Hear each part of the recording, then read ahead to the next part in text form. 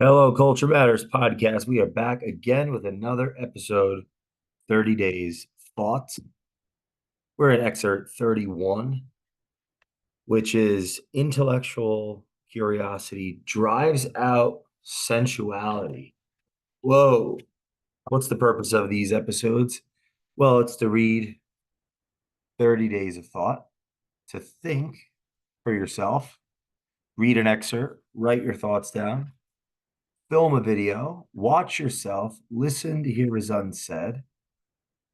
And the process of me putting out these videos, I'm eating my own cooking, attempting to act out the example, to speak to let go, so that I can develop more self awareness, more clarity of thinking, undoing old assumptions. I'm actually looking at 30 Days of Thought here. I'm going to read an excerpt from years ago, and I've got all sorts of curiosities to unpack from another go around this excerpt. Intellectual passion drives out sensuality. Consumptive purpose equals destruction. Creative purpose equals creation. That's where we'll start. So here's the excerpt. And I think that it's helpful to go through this process every now and again to face the discomfort of having to stand before you, the crowd, and share what I think, because then I've got to force myself to prepare and to actually contemplate, which leads to clarity of thought, which can help with strategy, which forces me to respond to the accountability as a result of setting an aim. I'm going to go through 30 days of thought. I'm going to put these thoughts online. I'm going to not only record them on audio, but record them on video so I can walk back at myself and see where I can improve, but so that you can actually learn with me as I go through these thoughts on my thoughts, with the purpose of developing executive leadership skills. Frankly, that's one thing. There's many facets that this process trickles down into in my personal life, but as well as business. So one might think, oh, that's how could that help the personal life? Another, because they're fixated on business. Another that's fixated on personal life might think, how could that help business? Well, oftentimes you'll hear in business they talk about soft skills versus hard skills, and I think hard skills means content, competence around a certain subject matter, time over. It's not just time equals experience, because you could have 1 year of experience 20 times over. It's the quality of that experience as a relationship with the consequence of time. Or else there wouldn't be people that have done things, worked in a subject matter or a field for far less time than others and have excelled at a much greater rate and quality than those that have been in fields longer that have not even come close to that quality and output. So there's more than just time that leads to quality. There are other factors that lead to quality. And I guess in some sense, 30 days of thought is a process to help quality, to refine, to sharpen the axe, to sharpen the blade.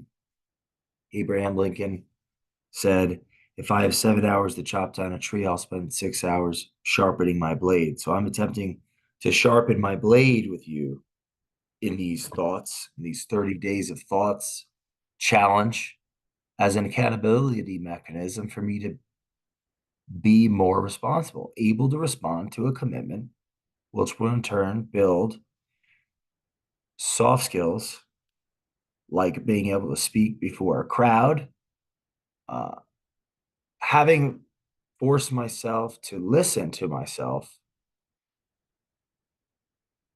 There's a self awareness that comes with that if I'm actually paying attention.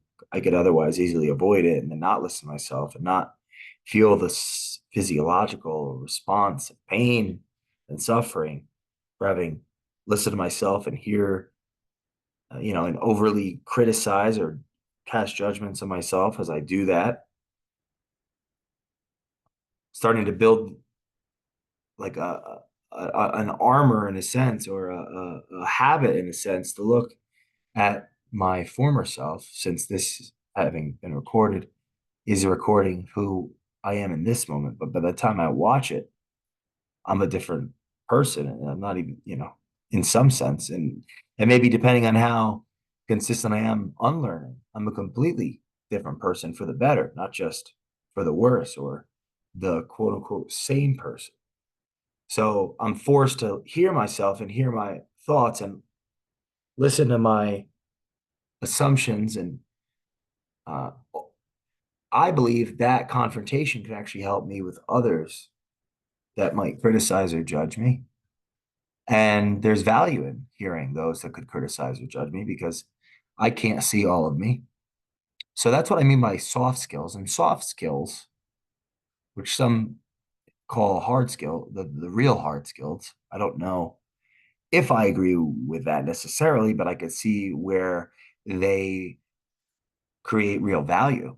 For example, someone that's extremely competent at something, the best of the best, isn't necessarily fit or in a position to burden authority, be in the position to sow the seeds of trust amongst a group and mentor and advise and listen to those that are coming up the chain, isn't necessarily in a position of openness and curiosity and humility to burden authority without undermining future generations or the future underlings that become authorities of their own right in the future. That's where these soft skills, this leadership training comes in, management, the management field, the study of management, how to manage people in ways that does not um, force compulsion or undermine their capacity to be as competent and confident and articulate as possible. And 30 days of thought as a process, part of the purpose of that is to uncover the genius of the reader, writer, speaker, listener, speaker, analogous to 30 days, to 30 days, to the Culture Writers podcast. When I'm interviewing people, the purpose of the Culture Writers podcast is to uncover the genius of our guest. I am preparing through due diligence, writing down people's backgrounds, thinking about where I want to take the conversation. And through that preparation, when I'm faced with the confrontation of what's possible, where could this conversation go? What am I going to learn? What can we talk about? What can they share? What can they share that they've never shared? What do they know that they don't know they know? What do they know? What do they think they know that they don't know as well as they think they know it? How can I uncover the genius of our guest? I'm developing soft skills of management so I can be a better advisor, executive, a better founder to Culture Matters, a better chief executive officer, a future executive level management running Culture Matters and our other organizations, and the best possible advisor or consigliere to those in positions of ultimate authority, founders, CEOs of private companies, and hopefully, in an aspiring manner, an advisor to those at the helm of public companies, which is a goal. So I guess we could talk about goals because that actually ties into where I think I want to go with this thought. Intellectual curiosity drives out sensuality, which was a quote that I picked up along the way from Leonardo da Vinci, who actually said that, and I resonated with it. I'd like to share rule number 2 of Beyond Order that I've been studying that book and sharing lectures, which if you've listened to this, you may have heard the first introduction to Beyond Order, or have even listened to the first lecture of Beyond Order, which is rule number 1: do not carelessly denigrate social institutions or creative achievements. But I actually want to talk about rule number 2: imagine who you could be and aim single-mindedly at that. Yeah, I believe that's what it is. Yeah, imagine who you could be and aim single-mindedly at that. So when I'm reading excerpt, intellectual passion drives out sensuality, a quote by Da Vinci, think about that rule. Imagine who you could be and aim single-mindedly at that. Blazing hot, here's the excerpt. Blazing hot, be it a yearning for material, can't speak today. It's funny. I really didn't want to record this today, and actually, I feel good. I feel so much better than how I felt before I started recording this. And I think the process of 30 days of thought, if you're listening along with me, and that you have 30 days of thought, and you're writing your thoughts, and you're putting your videos, or even if you're not yet ready to do that, you're just reading the book. I think you'll see me improving along this journey. I mean, this is the 31st one. And even though I just messed up, I feel much better that I chose to do this, turn the camera on a handful of minutes ago. Because I already feel a lot better, and I feel myself being more of myself with you. And I think that's the fruit of this process more than anything. Even if everything that I'm saying is not valuable to you, maybe the mere fact that I'm doing it has inherent value. As an example, for you to do better than me. Because who am I anyway? I'm just a guy that decided to turn the camera on. So maybe you can do better. And that would be nice. That would be nice for me, because then I could learn from you. I could stand on the shoulders of giants so that I could see farther. Is it further or farther? I think farther is what sounds right, but I'm not sure. Blazing hot. Now I'm going to read it now. Blazing hot, be it yearning for material affection, material possession, or a reptilian, mammalian, emotive self-protection.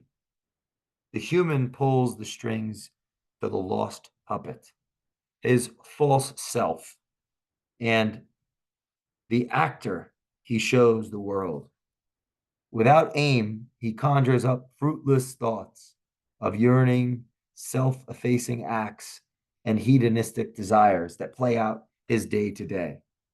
Our puppet is caged by the fog of ignorance and enslaved by the unconscious habituation of unknowing.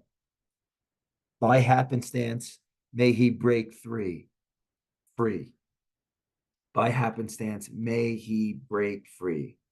Not by his genetic predisposition or by the will of his predecessor or mentor will he manifest the charms of intellect or curiosity, but purely through accidental environmental woes. He will bet on luck of the draw. His cognitive pull does not come through him, but aims to him through life's uncanny chances of probability. He is chosen one in this case. The puppet with scissors for his string, the curiosity to break free, the intelligence to forbear against what comes natural, sensuality. The urges are ever present, but the interest is a mask. The weight that holds down his demon, wings clipped and pestilence contained. Our puppet is held to fervent ideas, that of imagination and discovery. To have both curiosity and sensuality is in vogue. The forsaken genius distracted by talent and insecurity is a sacrifice that must be made, and the choice is an easy one. That last sentence, I'd like to start there.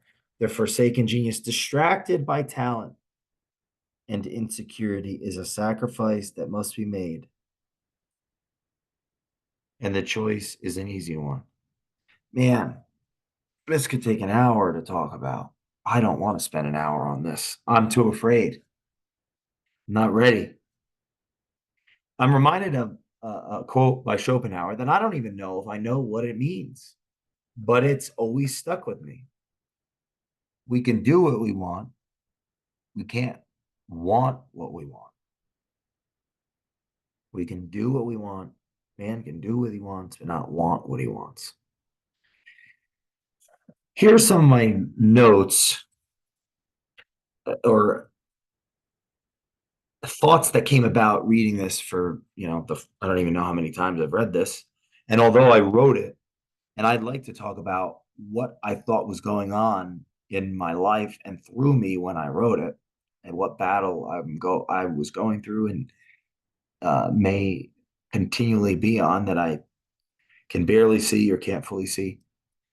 But I wrote, yeah, I said this earlier in the beginning. Consumptive purpose equals distraction. Creative purpose equals creation. And creative purpose takes sacrifice. Consumptive purpose, I think sacrifice has an inverse relationship with consumptive purpose. There are, this would be like the things on a whim, impulse. I if I'm gonna start with a business context for practicality. So much of a founder's behaviors are rooted in impulse and intuition and feeling and nuance. And that might be a necessary impetus or variable to start something that has not yet been done, either before or through the representation of that, of you. If you started something, it's yours, or it's your representation of that business, that type of business within whatever industry, with whatever greater category. There's a degree of subjectivity to it, that it's yours. It's your impulse and the compulsion towards action, that's going to influence what your business looks like and how successful it is, how unsuccessful it is. In the beginning, that impulse might be a necessary factor to start.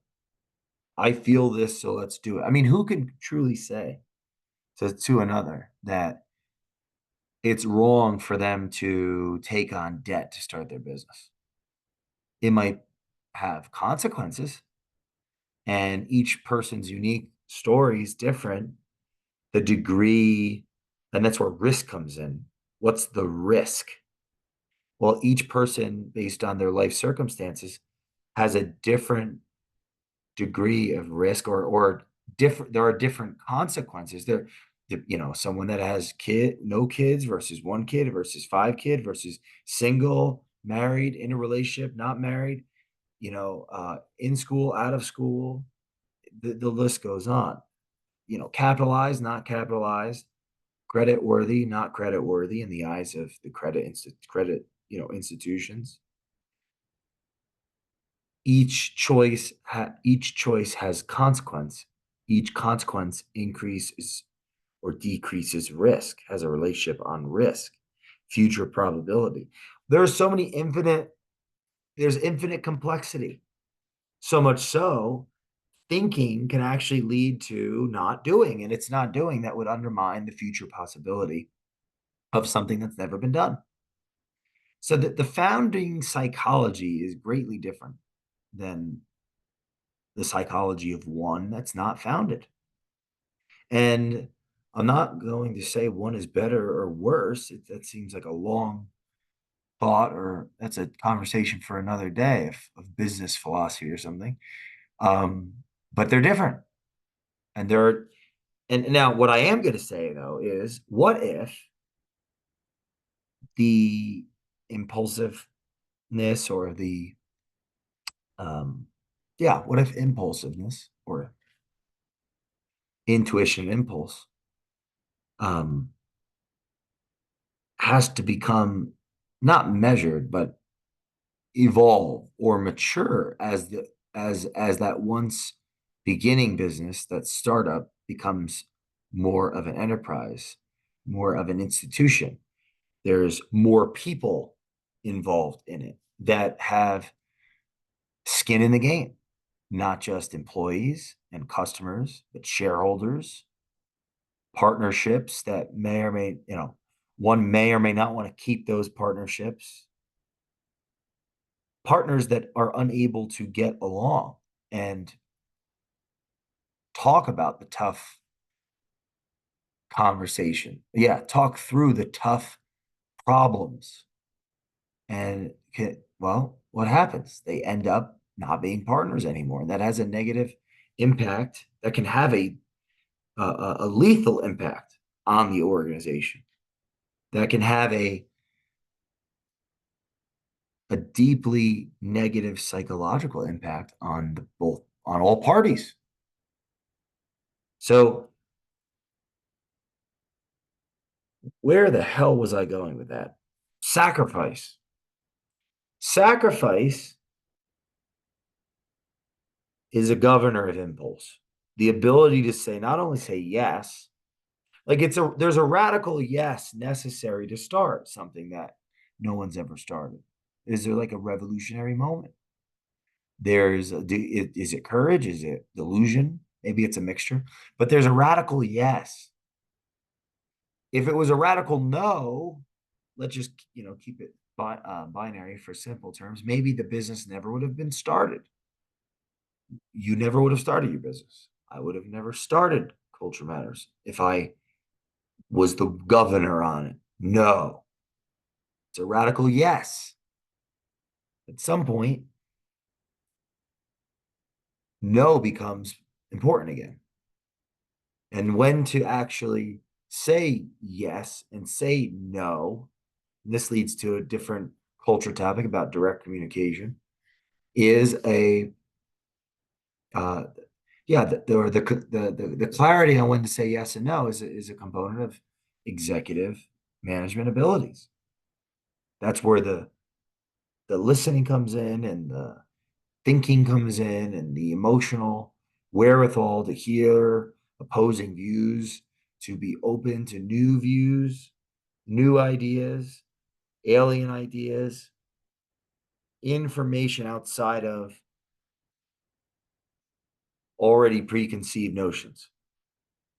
What does this have to do with intellectual passion drives out sensuality? I think it has to do with focus. It has to do with clarity of a plan. It has to do with vision. If I don't think I know where I'm going, and I haven't written that down and even communicated that to myself and to others,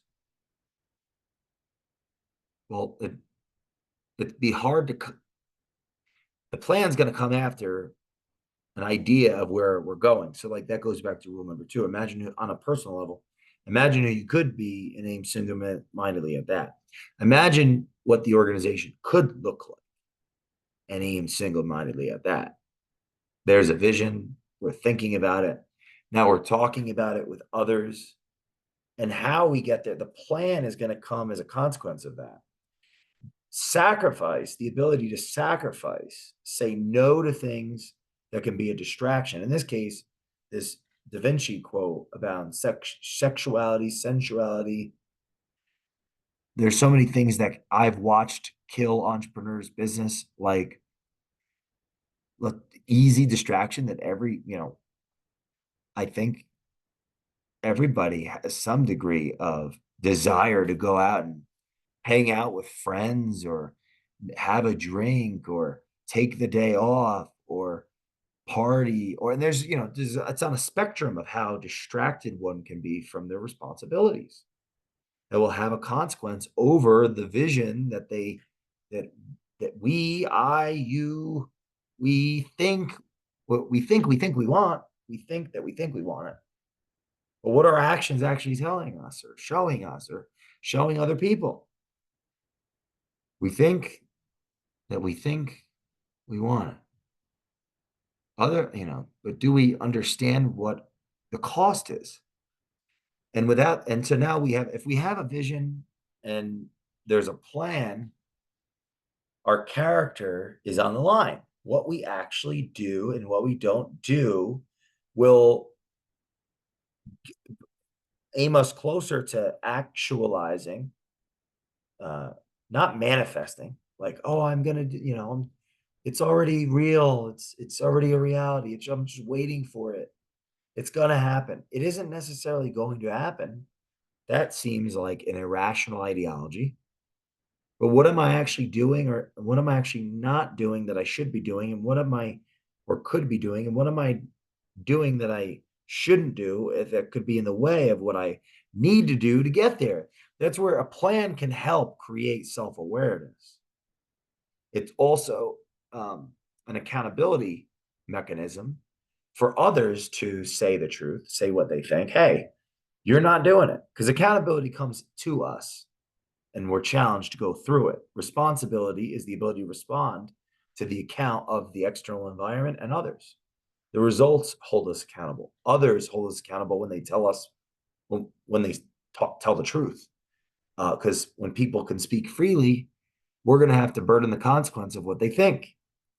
And because we're in perpetual darkness, because we're not all knowing, all seeing, all in control as individuals, it helps to have other people tell us what they think so we can reorient ourselves and continue to act out the drama necessary to get to our aim, our goal, to actualize our desires. Well, part of this excerpt is there are plenty of desires that may not fit with your, my, our aims. What I want to come back to this one, just for time purposes, but this one sentence I think is helpful. Our puppet is caged by the fog of ignorance and enslaved by the unconscious habituation of unknowing.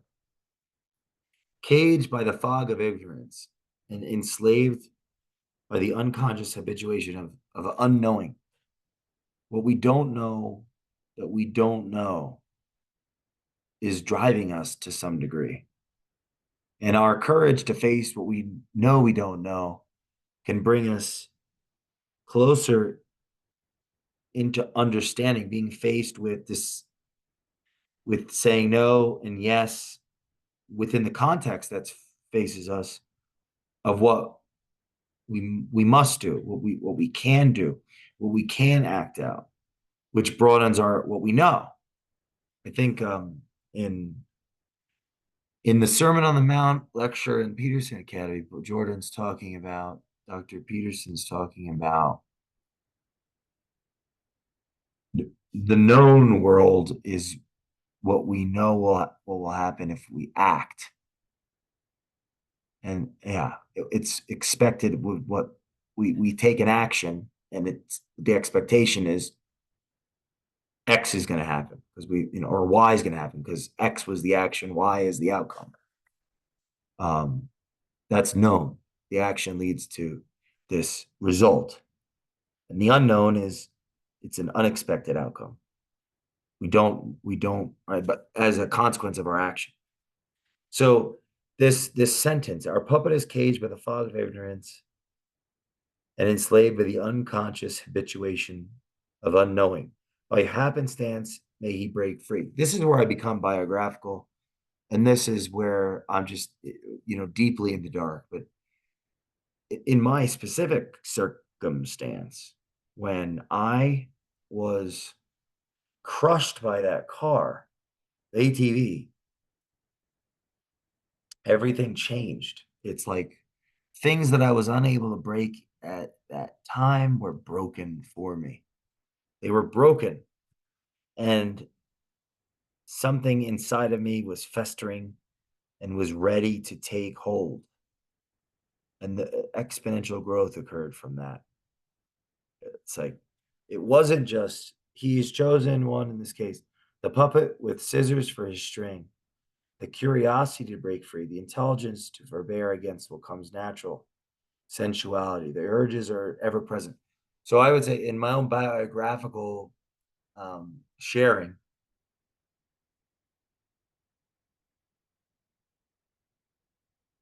the entitlement of things coming easily, or I would say a combination of things coming easily and being too insecure to aim as high as my potential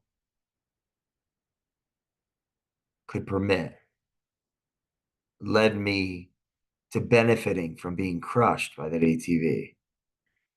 Because accountability is given or taken, given in speech or taken in action. The world crushed me. And having lost the arm, which was a physical, I mean, if you've followed me or you know that I was very much into the bodybuilding and whatnot, that physical was a physical manifestation of my own insecurity that was numbing my ability to recognize how irresponsible I was in relationship to the subjective vision and aims and beliefs around what I had desired. So I was not, my actions were not incongruent with my thoughts and my words about myself or what I could or would accomplish because I wasn't doing the work. I wasn't sacrificing. I wasn't, I was entitled. I was acting out an entitled narrative. And I was held to account by the world's randomness. It's for some reason, and that's another podcast. I did not get sucked in the wake of past irresponsibility. There was a calling of responsibility. I was able to respond with the help of nature or, yeah, randomness, something outside of me that would be impossible to control, but that I could influence with. I didn't have to go ATVing on September 22nd, 2017. I could have actually been selling and marketing Culture Matters and working, meaning sacrificing what I was asked to do or offered to do or wanted to do to work in the business. But of course, I was never going to do that because that's the paradox. I would never have done that. I would have chosen that one path because that's who I was. I was going to go with what I wanted to do when I wanted to do it. And the outcome of that was to be paralyzed by that ATV, which then led to an opportunity to be held to account. And for something collectively inside of me, I think I would attribute it to every mentor, every enemy, every book read, every book listened to. And then that's about as much as I can say empirically, would have increased the likelihood of me not quitting on my life and giving up and just moving forward with one arm to work. Because at the time I had only one arm and a paralyzed right arm with no hope of it coming back to life, back to strength, but able to pull myself together, which I don't believe I did alone. There's people around and supporters and you and whoever you are, if you were listening then and participating in this journey of Culture Matters. So some takeaways from this would be, had I sacrificed more and been more responsible, more mature with my emotions, and confident, courageous would be better. Courageous and sacrificial, more disciplined, responsible, relative. Remember, if I made the goals, I put my word out. I said this is what I want to do. This is why I want to do it, and I convinced other people to come along. Then I owe it to myself and them, to them and myself, to keep my word. Yeah, it's subjective. Yeah, I could just rationalize away. Oh, it doesn't mean anything.